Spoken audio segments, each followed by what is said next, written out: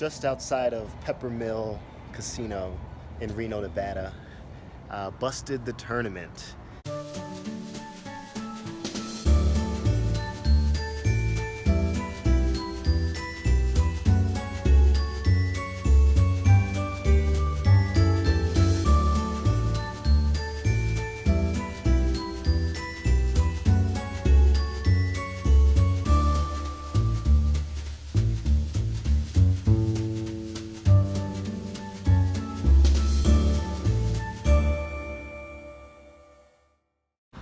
I've been here for about 7 hours and haven't done much recording, so I apologize. We did play a satellite tournament earlier. It was a six-handed sit and go, winner take all, and I got second place. The blind structure was absolutely horrific, and I would not recommend doing that again. But I just bought into the tournament for 600 bucks out the pocket. Figured I'd play it anyway. There were a good amount of pros here. I don't know everyone's name, but I definitely recognized faces. So it was a little intimidating at first. However, once I sat down and started playing, they're just poker players just like me, and I did not feel overmatched. I feel like I played really well. So let's go ahead and get into some hands. I had already built up about 2 times starting stack. We start with 30,000 chips, and I had already gotten to up about 60 or so, so I was doing really well within the first couple hours. The first hand that we're going to talk about, I pick up pocket queens in middle position. There's an early position raise to 900. Blinds are 200, 300 with a 300 ante. Villain makes it 900. I make it 2,700. And the small blind cold calls the 2,700. He's actually the true villain, and the initial raiser folds.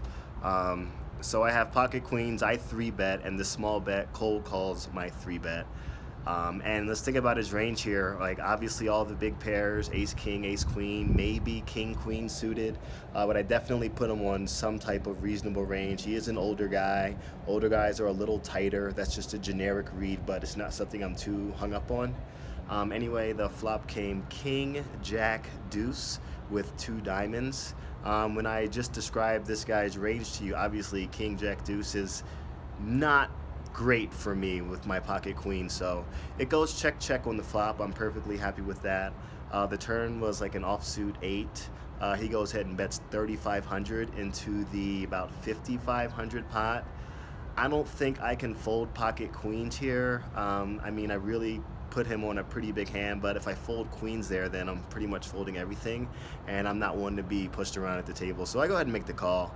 The river is the ace of diamonds, completing the flush, and it goes check, check, and he had pocket jacks for the flop set, so pretty standard spot, and I think I lost the minimum there. All right, second hand we're gonna get into, I have ace king under the gun. Blinds are 300, 500 with a 500 ante. I go ahead and raise to 1,200, and I do get 2 callers. The flop comes king, 8, deuce with 2 spades. I go ahead and continuation betting. I made it 2,700, and I get 1 caller. The turn was an offsuit 4, and I made it 6,000. And my opponent tanked for about 90 seconds, maybe a little bit more, and he threw in the call. And I feel like he's got a king here for sure. I think a flush draw is easier to raise or to continue with, but with him thinking for so long, I feel like my ace king is good. He may even be calling me with a queen, but I mean, with betting and continuation betting, like, and continue betting on the turn as well, puts me at a pretty strong range. So I don't put him on king queen here unless he's doing some Hollywood stuff.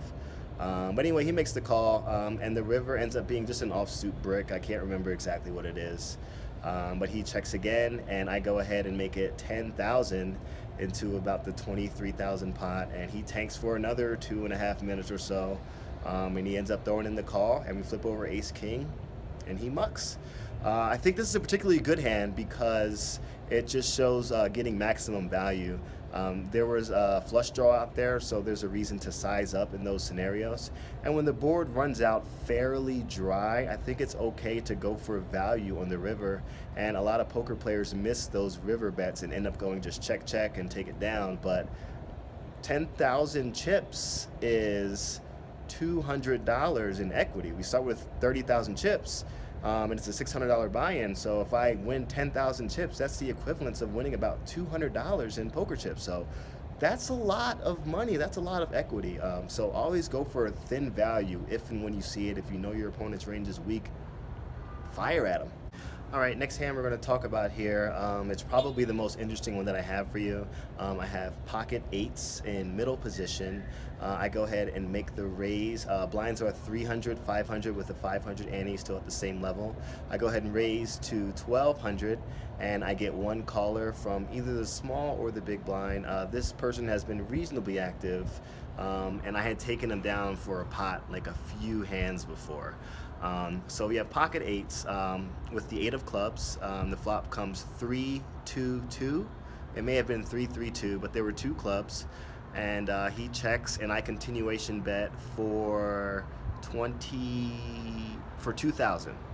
I continuation bet for 2,000, and he goes ahead and makes the call. The turn is an offsuit 7, so I feel like my pocket eights are good here. He goes ahead and checks, and I make it 4,500, and he re-raises me to 10,000. And I remember just feeling so sick. I told myself, damn, I should have just checked behind and just seen the river, but I don't know. I feel like I should go for value there. But when he essentially puts in a min raise, it puts his hand face up. He can have all the threes because he's in the blind. He obviously can have any flush draw. I don't know. I just really felt really bad about it, but it's only 5,500 more to win a pot of about like 24,000. So I feel like I can realize my equity in this scenario. The river, however, comes a queen of clubs, completing the flush, and obviously he goes all in, and I have a pretty easy fold there. Let me know what you think about this hand. Should I have checked behind on the turn here? Should I have continuation betting? I don't think I should call that river bet, but let me know what you think. Okay, next hand, we pick up pocket kings in middle position. Blinds are still 300, no, blinds are now 300, 600 with a 600 ante. And there's an early position raise to 1,700.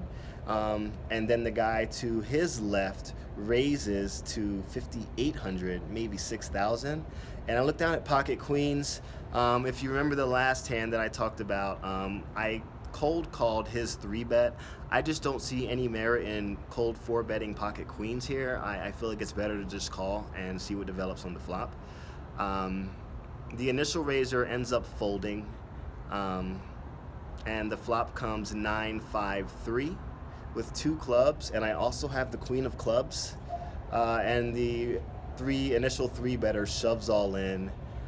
I kind of just shake my head, put my head down and call, and he had pocket kings and he had the king of clubs, so we're just so totally dead in this spot. If I had gotten a count, I don't know, I don't think I can ever fold there. There was about 15,000 in the pot, and he ends up shoving for about 29,000. So I mean, he can obviously have pocket jacks, pocket tens, but aces and kings are definitely in his range. But I'm just not going to fold queens there, especially with the queen of clubs. I just think it's too nitty to fold in that spot. So just an unfortunate scenario. And for the last hand of the vlog, this is going to be the bust out hand, the hand that took me out of the tournament. Blinds are 500, 1,000 with a 1,000 ante, and I have about 48,000 in chips. And I looked out at ace of hearts, king of diamonds. So we definitely go ahead and raise it up here. I make it 2,200. Folds all the way around the small blind calls and the big blind calls. In the exact previous hand, the small blind had donked off like $45,000 in chips for like absolutely no reason. It was a horrible play. It was baffling. The whole table went silent. Like this guy just gave away money. So that guy was in the hand, and the big blind was in the hand. The flop comes ace of diamonds, 10 of diamonds, 3 of diamonds, and I have ace, king of diamonds. So the small blind shoves all in, and the big blind calls his all in. And I have ace king with the nut redraw. I don't think that we should call in this scenario because if another diamond comes, then it's going to be hard to get value from any other hand. So I go ahead and make the shove, and they had both flopped the flush. and no diamond, no diamond. So that was really unfortunate. I still think that my all-in was fine there, but it just sucks. And 20, 30, 45, 45, 50, 51, 52, 5. Thanks for watching. I don't know where this is going to take us, but peace out, one love, Uncle Jay.